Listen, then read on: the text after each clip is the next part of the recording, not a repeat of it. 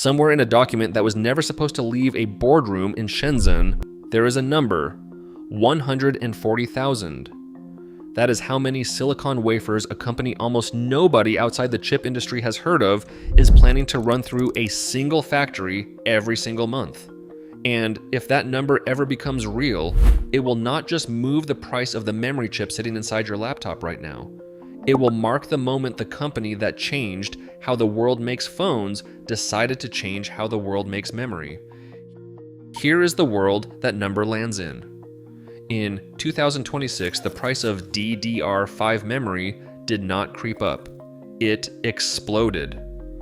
Builders who priced out a gaming rig in January were staring at bills 400 to 500% higher by summer.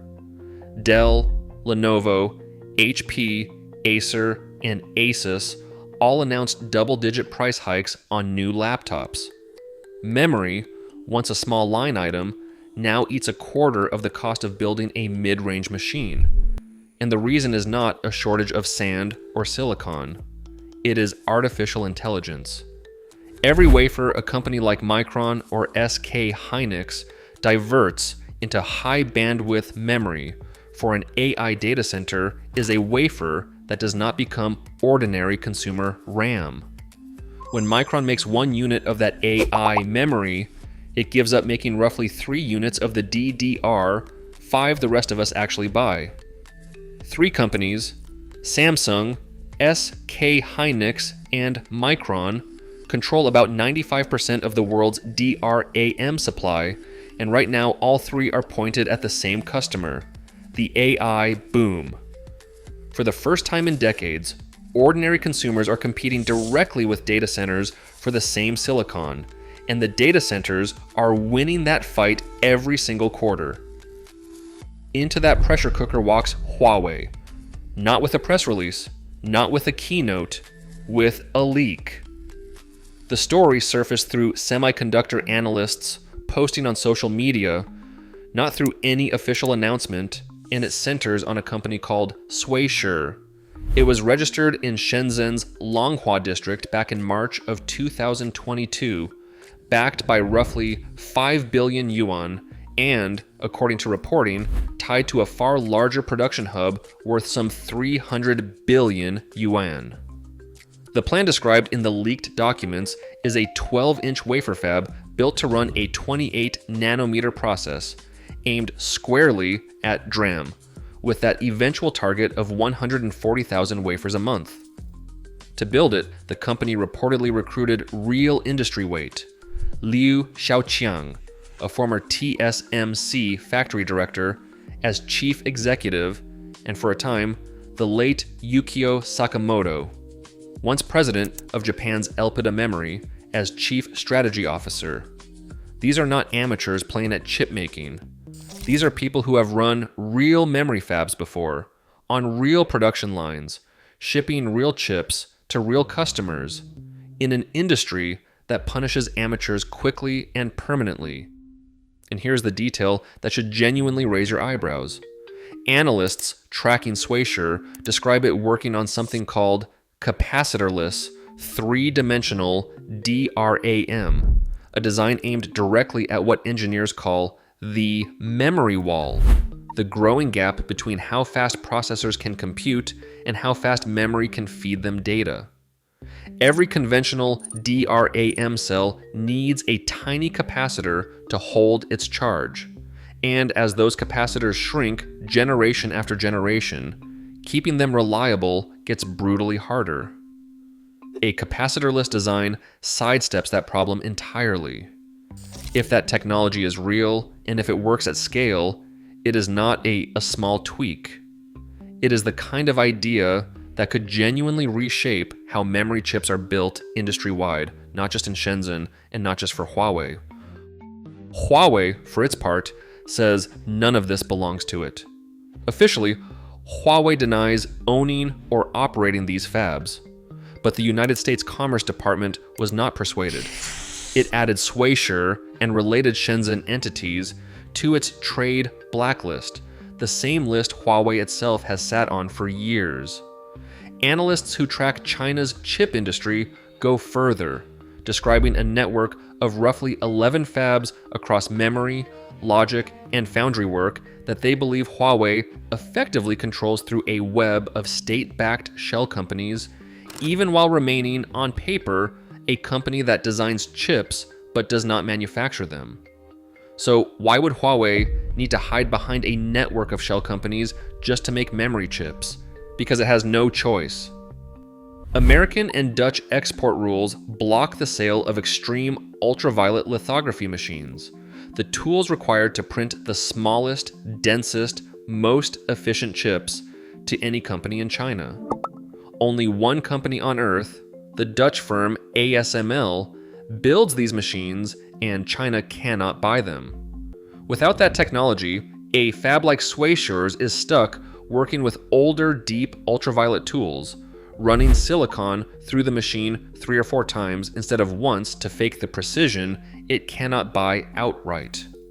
The result, analysts warn, would be memory chips that are less dense and more power-hungry than anything Samsung or Micron is currently shipping.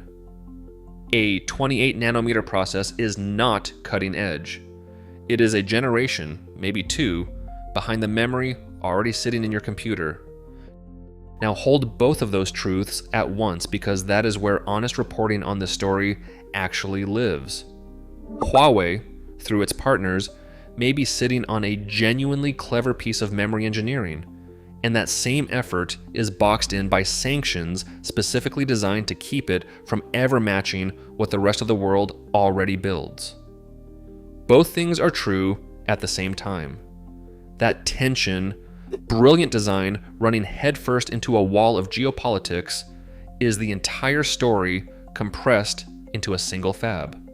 And the skeptics deserve a seat at this table too, because plenty of them are right to push back. Almost everything reported about this fab traces back to a handful of semiconductor analysts posting on social media, not to confirmed statements from Huawei, Shui's, or the Chinese government.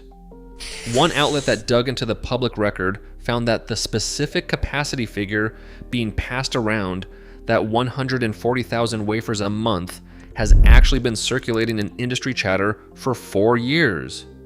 It is not new information dressed up as a fresh scoop. What can actually be confirmed is narrower. Shui's production line in Shenzhen is real. It has entered at least the early stages of running semiconductor processes, and its connection to Huawei is real enough that American regulators acted on it. Everything beyond that, the exact capacity, the exact timeline, the exact performance of that capacitorless design, remains unverified, and probably will stay that way until independent buyers get their hands on real chips. There is also history here worth remembering, because China has tried this before, and it has not always gone well.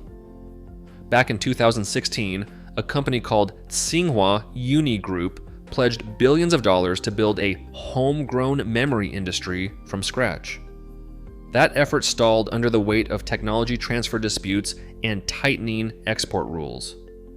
A different Chinese company, YMTC, actually pulled off something similar in flash storage, building competitive 3D NAND chips that now genuinely ship in real hardware around the world.